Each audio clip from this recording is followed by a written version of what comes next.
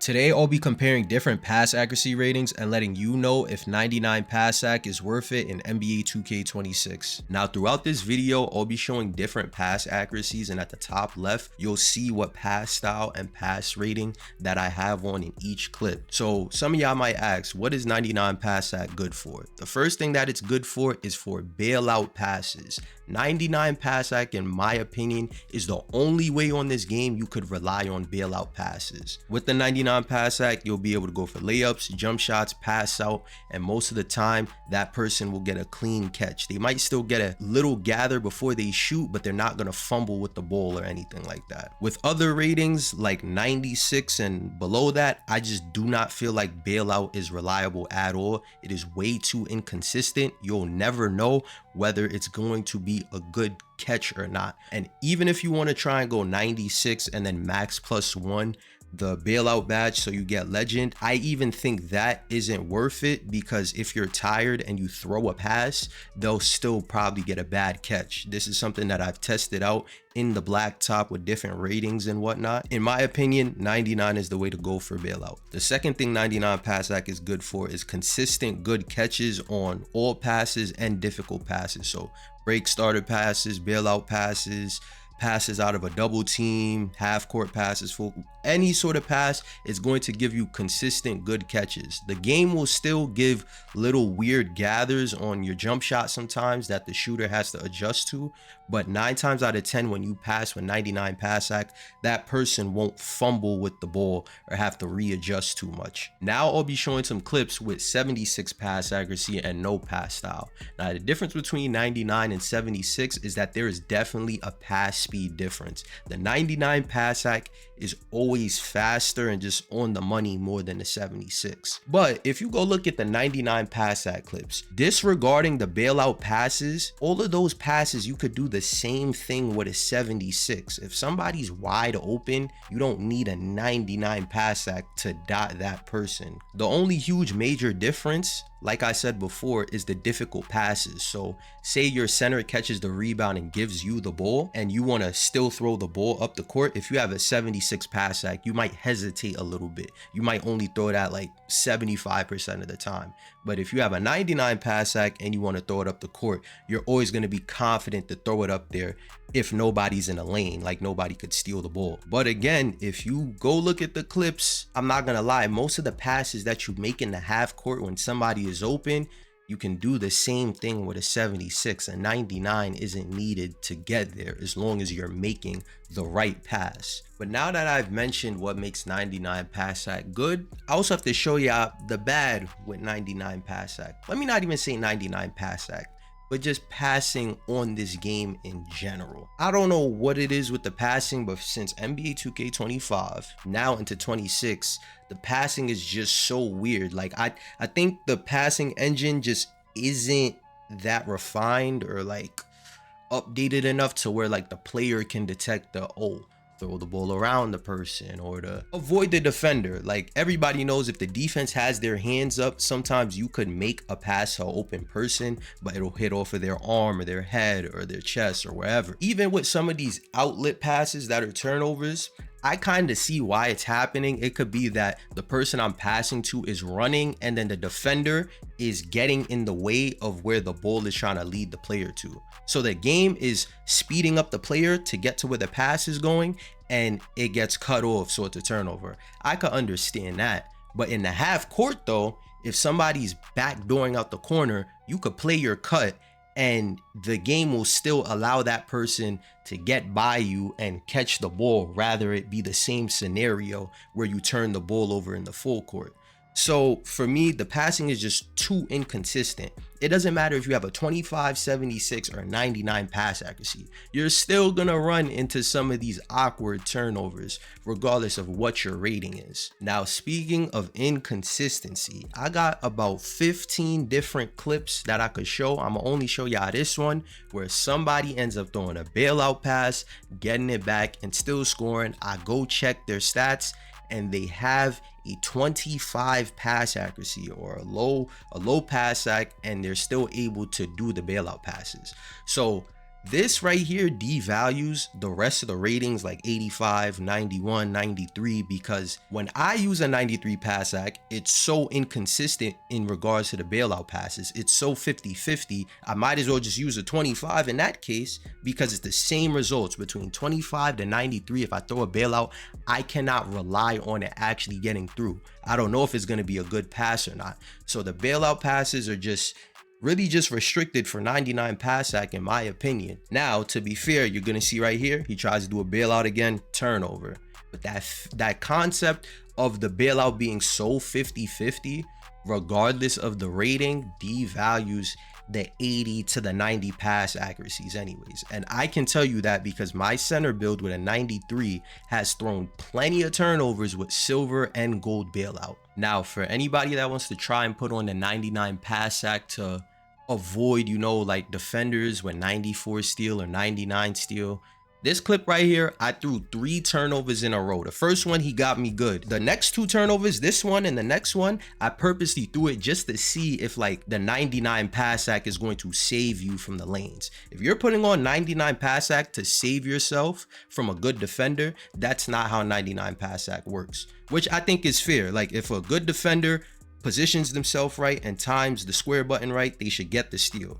But I'm just letting you guys know for informational purposes that a 99 pass ac is not just going to elevate your passing game if you're not making a good pass. The passes that you throw have to be good passes. Now I'll be giving my honest opinion about certain pass accuracy ratings and what type of player should be putting that pass accuracy. To start off, I feel like 76 pass ac should be the minimum for really any build. That's just for me. Even if I made a pure lock, I would still have a 76 pass ac. But like a lockdown defender is kind of the exception when it comes to that. But for a regular person, say you play random rec and you have like a do-it-all build, you want to at least have a 76 pass ac to make yourself a threat scoring wise, and also being able to, you know, make the pass if you drive and kick, because there's definitely a pass speed difference from 50 to 76. Now for the 85 pass accuracy, I do not personally have it on my builds, but my teammate Keys, as you're going to see in these clips, he has an 85 pass ac,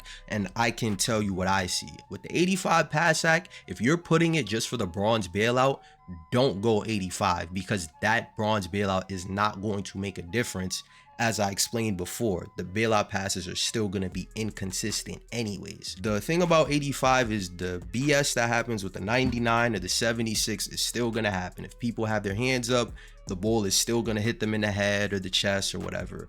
The only reason why you should really put it is if like you're the main ball handler and you want to be able to consistently be able to throw reliable fast passes. Let's say your center gets the rebound and gives you the ball, the 85 will be reliable to pass the ball up the court. But honestly, if you're a good player, you really can just go with the 76 instead of the 85. There's not too much of a difference from the 76 and the 85, except for like on the break, honestly. And you're gonna see in the clips with the 76, I can still throw the break if nobody is in the lane. So it's kind of like, it's not that big of a difference as you would think. Now for 91 to 94, like that pass accuracy range, you should only really go there if you're a center. As a center, you would go 91 if you get a +2 cap breaker that'll bring it up to 93 for the whole break starter. If you're a guard, I don't see a point of going 91 pass ac because it is so expensive in the builder. The only reason as a guard you should go 91 is if you're playing comp pro-am or something like that, where there's very little and small like passing windows and you kind of have to be more of a threat in order to make people help more. But if you just play park, ranked pro-am, rec, you don't need the 91 pass ac because most of your passing opportunities and windows are going to be so open. The 91 is not really doing anything too crazy. It's really just for show. You could make the same open passes with a 76 pass ac. So as a guard, you should only really go 91 if you're playing like comp pro-am or you're like on a small guard build that can get a lot more attributes. So then you could get the 91 and you play with a lock, so you don't really have to put too much defense on your build, so you can afford to get the pass ac. But is it a necessity to have 91?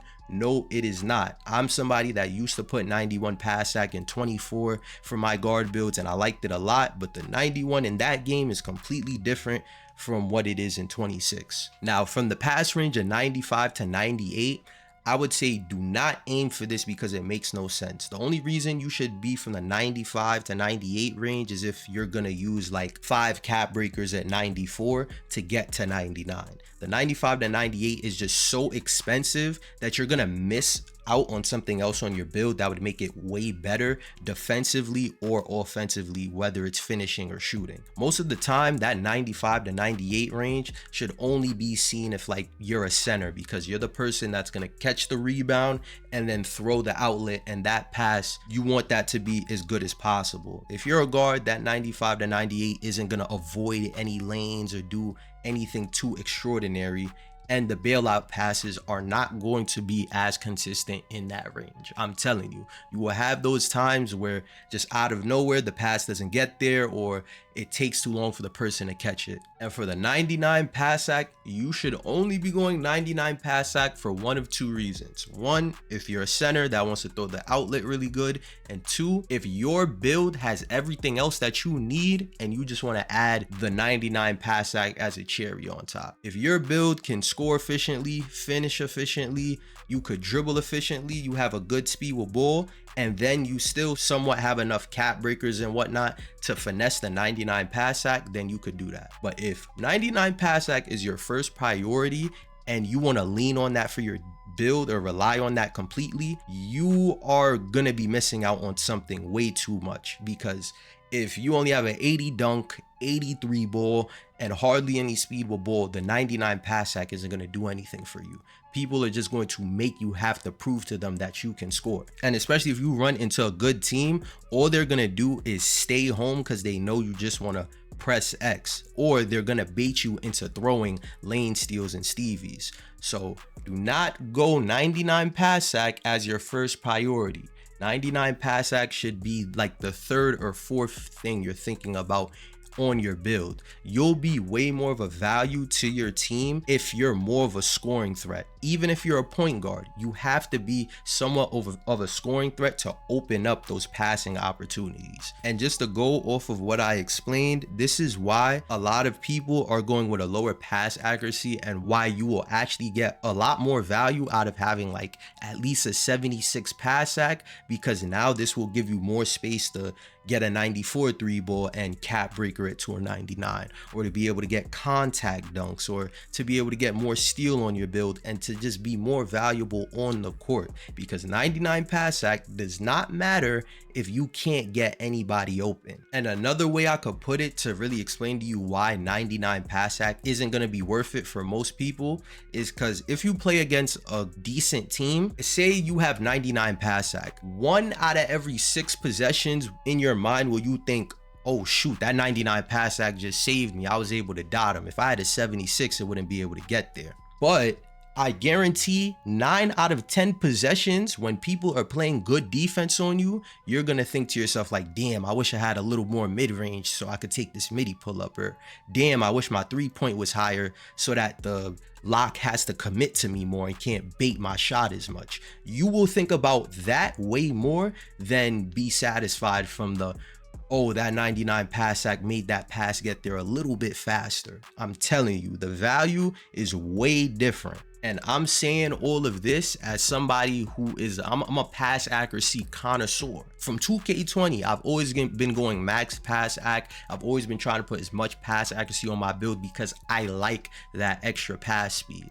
But even me, myself, I see the lack of value in that high pass accuracy from the game, because the game doesn't want the bailouts to be as consistent, and the passing overall is just messed up for everybody. So at that point, I might as well just prioritize something else that's going to bring value on the court. But other than that, be sure to check out my last video where I show you 2 new moves for taller builds and live gameplay of my 6'11" build.